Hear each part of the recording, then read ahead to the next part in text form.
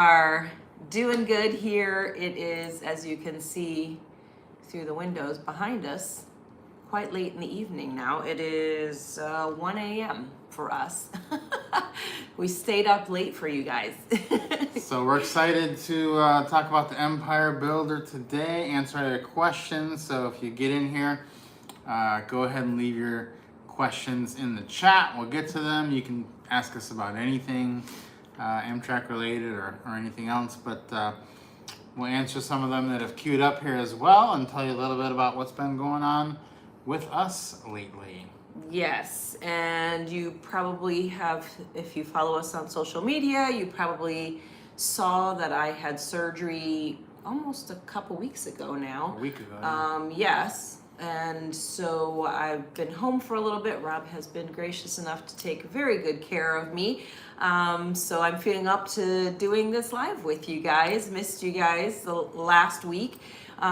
So we are going to be talking more about that part of our life on our Grounded Life Finances channel when we go live over there in about 30 minutes to chat with them. So if you want to join us in and ask some questions about that, you'll be, the link is down in the description. Is that right? Yes. Yes, link is down in the description to go in about 30 minutes. Follow us over there and you can chat with us there about that. But we are excited to talk about the Empire Builder today because it is actually, you've probably heard us say this before, but it is probably the most underrated, beautiful journey, train journey in the US. Yeah, it is super underrated and one of our favorites because it has a very relaxed vibe to it, I think. When I get on the Empire Builder, it's very just chill, and it's not usually that crowded, especially starting at either end.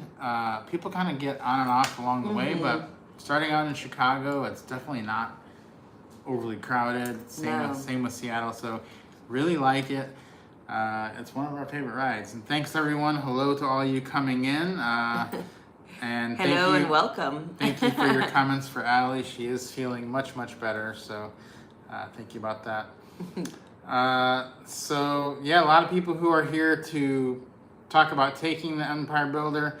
When is the best time, question already, when is the best time to go to the observation car from my room, Chicago to Seattle? So leaving from Chicago, there isn't really a mad rush to get to the observation car. I think you'll find that that first evening of the route, it's fairly empty for the most part because it's not the prettiest day of the train ride. So days 2 and 3 are much more scenic than day 1. So really anytime you want to go down there, if you just want to go check it out and just go sit, we like to do that sometimes.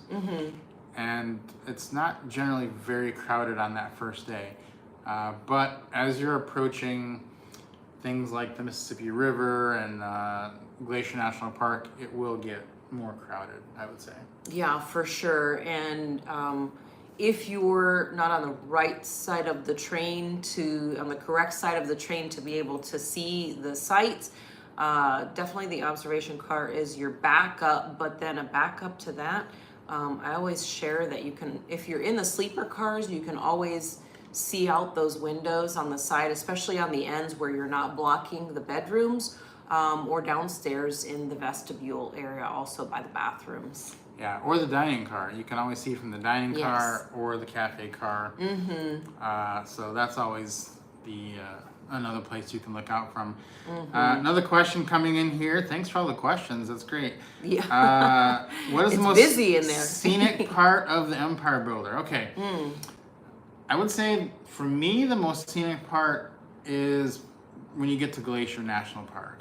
And that should be on day 2, if I'm not mistaken, right? Yes, and then that flows right into the next day where you're seeing the Columbia River, and it is absolutely gorgeous. The views through there, you're just staring out the whole time, and then that just runs into going through the Cascades as well, which is also stunning. And Puget Sound at the very end. It's not over if you're taking the one to Seattle. You'll get to Puget Sound, and that's just stunning. So let me go overhead over another question that gets asked a lot about which side of the train you want to be on. And this is a pretty easy one. It's not even really up for debate on the Empire Builder. You want to be on the north side of the train. So if you are going from Chicago to Seattle, you want to be on the right side of the train. And if you're going from Seattle or Portland to Chicago, you want to be on the left side of the train. Basically, everything that you want to see is out that side of the train. So if you're on the other side of the train, if you're in coach, maybe you can move if that side opens up. Ask the attendant if you can get on that side of the train. If you're in a sleeper car, you probably have a little tougher time getting moved or something like that. But just know that if you're wanting to see that you will probably want to go to the observation car to see that. So got a couple more questions in here. Let's get to a few of those. Wondering if you've ever been to North Dakota. If we've been to North Dakota? been Oh, there. yeah, we've been to North Dakota, yes. We drove through there. Yeah, we did. We drove to Theodore Roosevelt National Park, and that was actually super cool. Actually, all of North Dakota was incredibly interesting, but Theodore National Park was very cool. Okay, Elizabeth is taking a sleeper car on the Empire Builder. They have a room on the bottom floor. What are the best room numbers on the lower floor? Might change if necessary. So the room you don't really want is the one that is right next to the family bedroom, unless you also know someone in the family bedroom, because the wall on that room between the family bedroom and the roomette is pretty thin. Yeah. It's real thin. Like, you feel like you're in the room with them for some reason. I don't know why it's so thin right there, because it's not like that between the roomettes. It's only between those roomettes and the family bedroom. So if you're up against those, which would be, I think that's 14. I think 13 and 14, depending on which side you're on. If you're 13 or 14, then I would try to change to 11 or 12. That'll put you, the very best one would be to be right next to that luggage rack, but otherwise you're next to the stairs. But they're not loud because people don't come stomping down. They go down carefully because it's a narrow set of stairs. So just kind of keep that in mind. Yeah, I would say 11 or 12 is the best. Yeah, I think so, if you're downstairs. Otherwise, we do like the upstairs rooms. I think better for the Empire Builder because there's better views you can see. Now, if you need access to bathrooms, like there's a bunch of bathrooms and a shower on the lower level, so that might be a reason to do it. So what is the frequency of the Empire Builder? It is just once a day. So in each direction, yeah. Got to be careful you don't miss it, because you have to wait for the next one. Do not miss, get stuck on the platform on an all aboard. Okay, do any of the stops have trackside vendors or places to get real coffee? We're going to talk about on the Empire Builder here. So I think, let's see. That's not, no. I don't think so. I'm a big coffee drinker, and I don't think I've ever run into any spots. I can't think of any place where there are trackside vendors. Yeah, there's nothing really, and there's really no place you can even get off. Like on the California Zephyr, you can get off in Denver, and they'll give you like an hour, depending if they're late or not. But not on the Empire Builder. I'm not thinking there's anywhere that you can do that. No, there's no stop like that on the Empire Builder.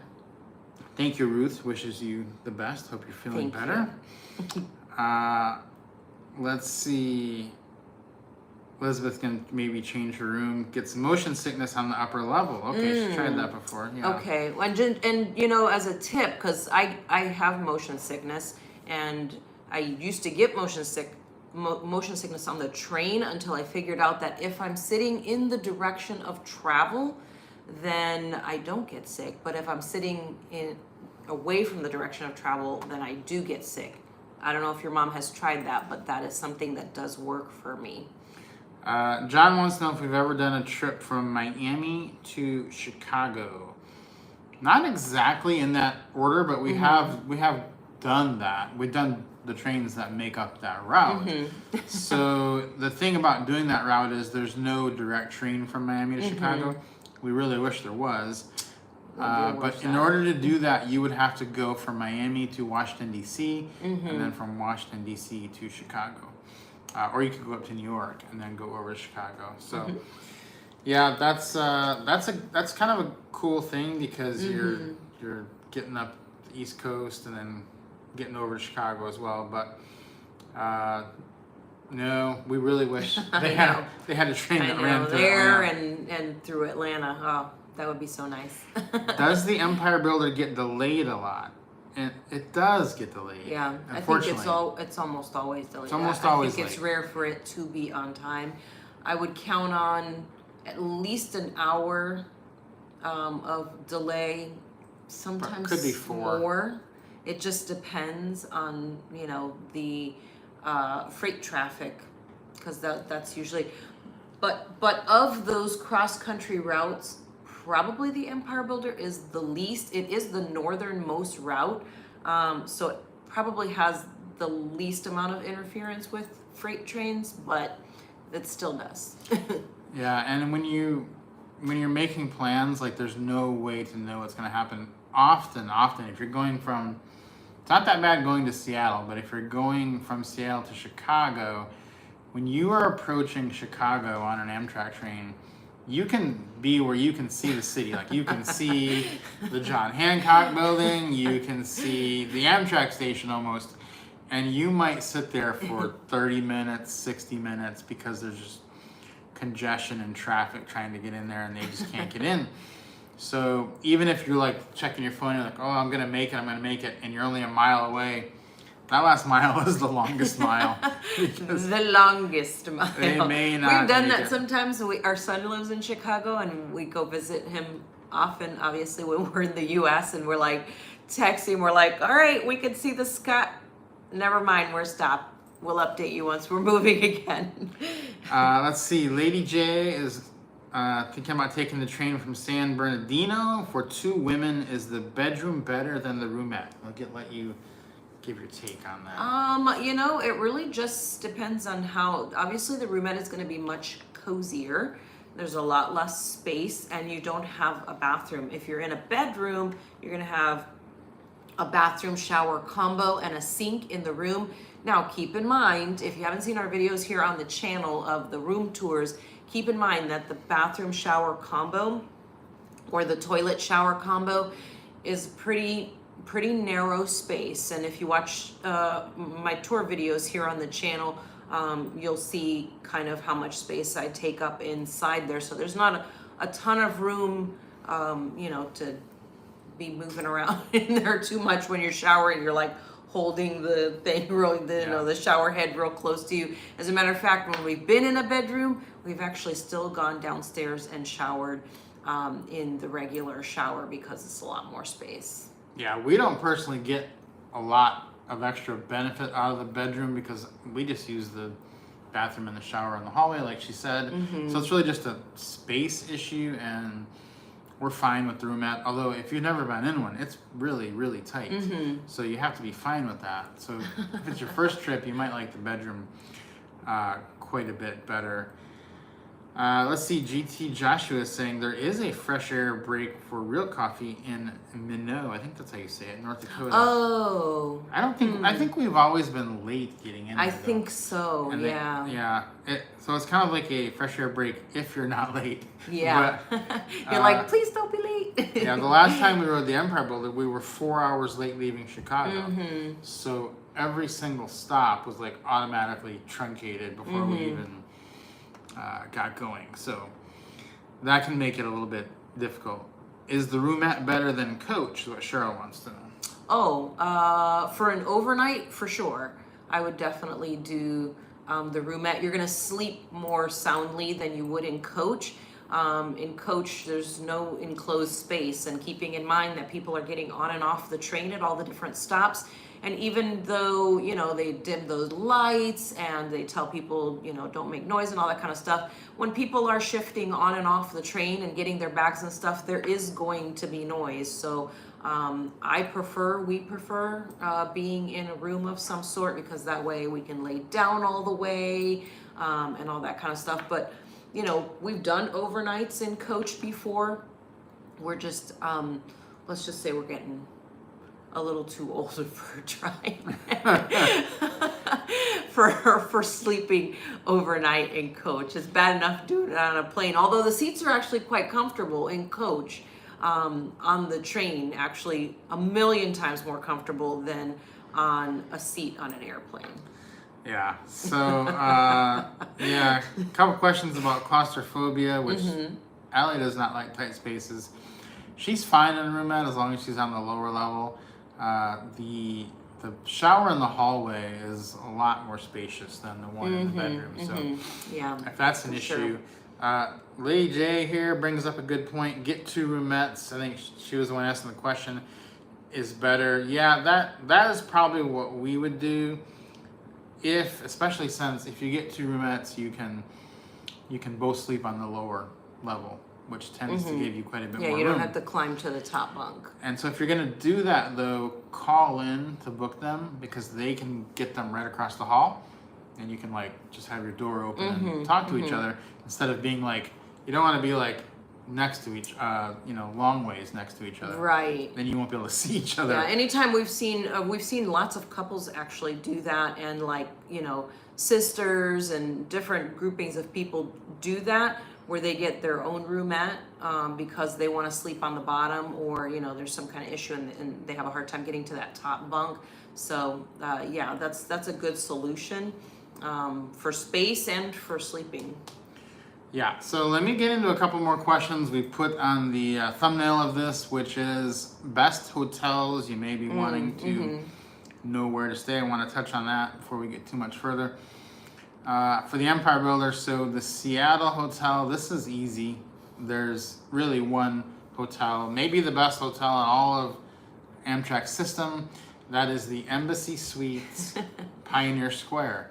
You walk out of the station, you take like 15 steps, you're in the hotel. So after a long ride, which you are probably going to be a little bit later than you thought, you want to go there, and they're pretty nice in there. It's a nice hotel. Yeah, it is a really nice hotel. It is so close. It's so great.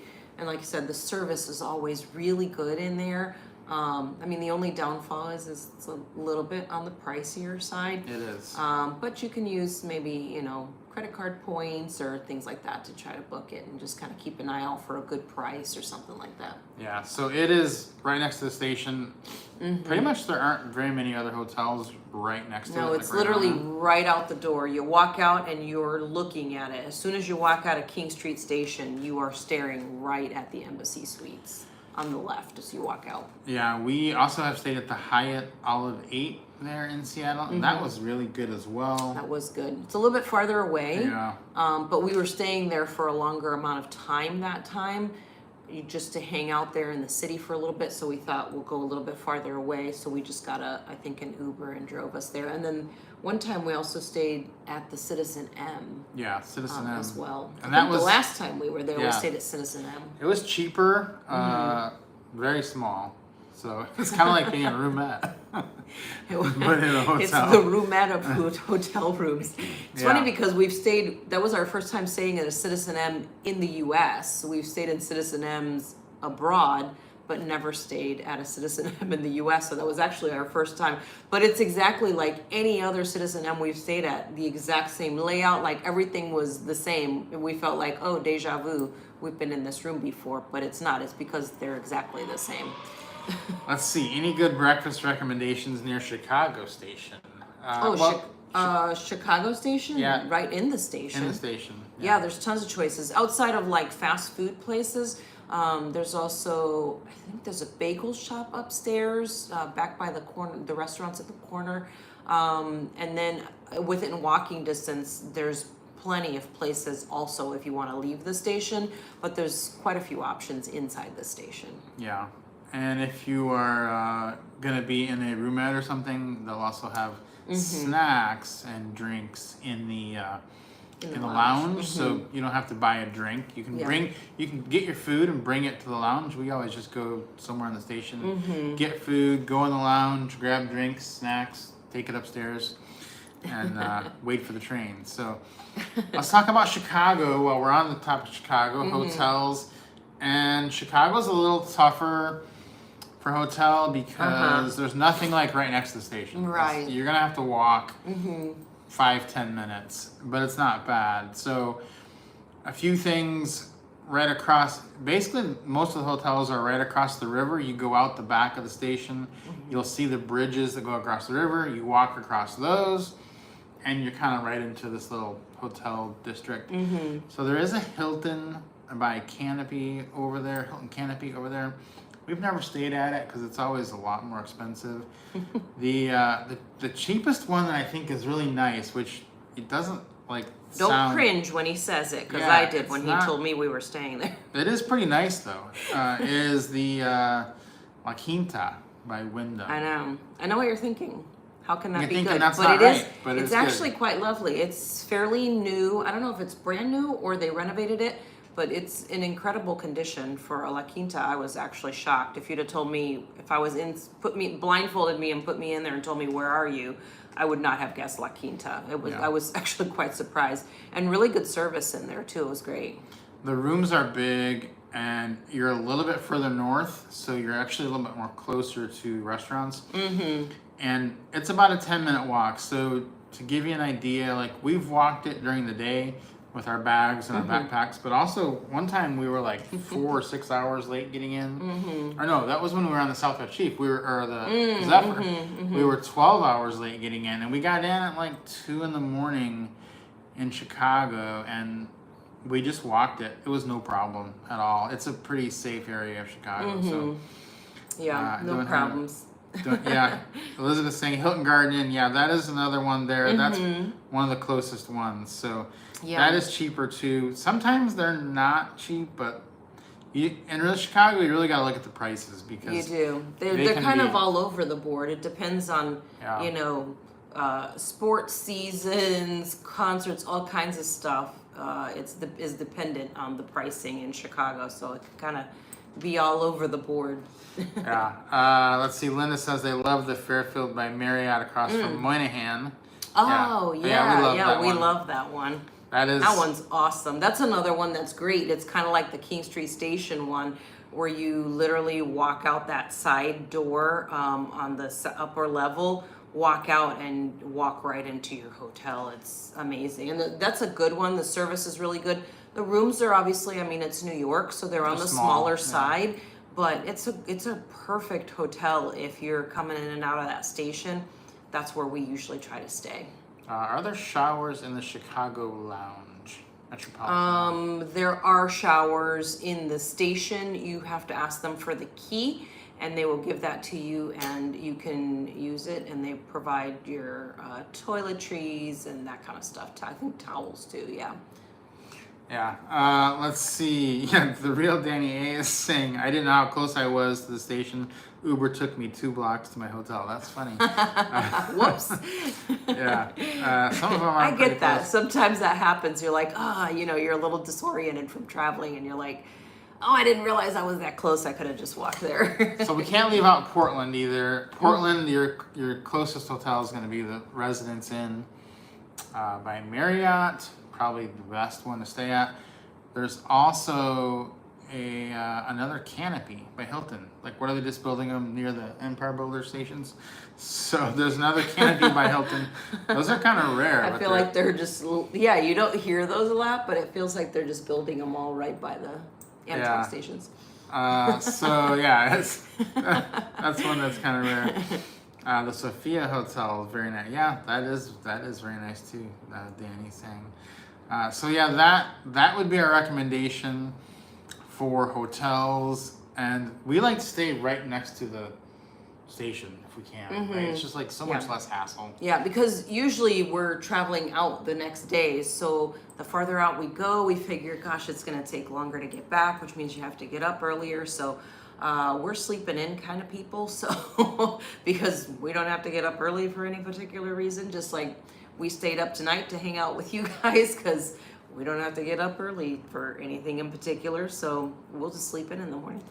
Let's hit on best time of year, take the Empire Builder, and then we got about 4 or 5 more minutes on this chat. Then we're going to head over to the Ground and Life Finances chat, where we're going to be talking about hospital visits here and finances of all that, insurance, all kind of stuff. People want to know how much it all costs. So we're going to talk about that there. But so if you have any questions here, put them in there. We'll do them rapid fire. Otherwise, we'll talk about best time of year. I feel like winter is a great time. What do you think? It is a good time because you're going to see the snow on the mountains when you go through Glacier and through the Cascades, and also it's just really pretty there when you're going by the Columbia River, and of course Puget Sound always looks amazing. It literally reminds me of when we go by Puget Sound, it reminds me of the Coast Starlight, how close you are to the water. Like, I feel like if I could open the window, I could almost just put my arm out and just feel the water. That's how close you are to the water at some points when you're going by Puget Sound. So I like that. Yeah, I think winter is definitely my favorite. You have the snow. We've seen snow on that one most of the time in the winter, and it's a lot prettier than, and it's definitely less crowded too in winter. It's going to be more crowded in the summer. Yeah. Also pretty in the summer, but it's definitely actually definitely more crowded. What I think the last time we were on the Empire Builder, there was it's actually snowed when we went through the Cascades, and it was like the end of May, and it was snowing, and we were all like, oh my gosh, is that snow? Did you guys see that? And then it just got thicker and thicker, and we were like, oh my gosh, it's snowing. Favorite food, traditional dining. So let's see, we're probably talking main meal here and not a dessert. Dessert is the favorite. Dessert. We can't say dessert. I gotta say the steak, the flat iron steak. And I always go for the fish. Fish is my favorite. So the salmon is always right at the top of my list. I do like, but the steak the is my burger. backup. Yeah. The burger's good too. Yeah. Yeah. So that's good. Yeah, flat iron steak was great. Although I do wish, like on Via Rail, they kind of rotate the menu. We did like 5 Amtraks in a row one time, and so I think I had like 6 or 7 flat iron steaks in 2 weeks. And I did like, then we got onto a non-traditional dining one. And I was kind of happy to get some of those choices back because with only like 4 choices, you can start doing the same one pretty quickly. Yeah. The butter cake is good. Oh, yeah, you are 100% That is correct. good. That butter cake is top notch. We always rich. split one like as the dessert because it's so rich. Like, I don't know that you could eat a whole one, but we usually split it, and then we save the other one usually to have it at like the hotel one night or something. Yeah, it is good. And then we just split it another time or whatever. The cheesecake is always good. That is always good. For a while they did have the carrot cake, and that was really good too. And of course, the ever elusive flourless chocolate torte. Yeah. I think I got it once, but the thing was, whenever we're on the train, the desserts are so random because they never seem to have the right dessert. So I've had like 4 different chocolate cakes, and I'm not really sure which one is the real one. Yeah. Because they keep switching them. So, ate a whole butter cake on the Southwest Chief, ate another one the next day on the train. Yeah, that'll happen. We can't blame you. We just can't blame you for that. I will not say anything bad about that because if I could fit it all in, I would 100% do the exact same thing. Yeah, it's pretty good. It's so good. We have loved hanging out with you guys here tonight. We're gonna log off here and go to our Ground and Life Finances channel. The link to that live chat is in the description. That's gonna start in about 4 minutes. So we're gonna do that and talk about any financial questions, our time here in Malaysia, hospital stays, doctors, all that good stuff. So, so we appreciate you being here, and thanks for all the well wishes. It means a lot to us. Thank you. We really appreciate it. And we will see you next week on this one or in 4 minutes on the other channel. Bye, guys. Bye.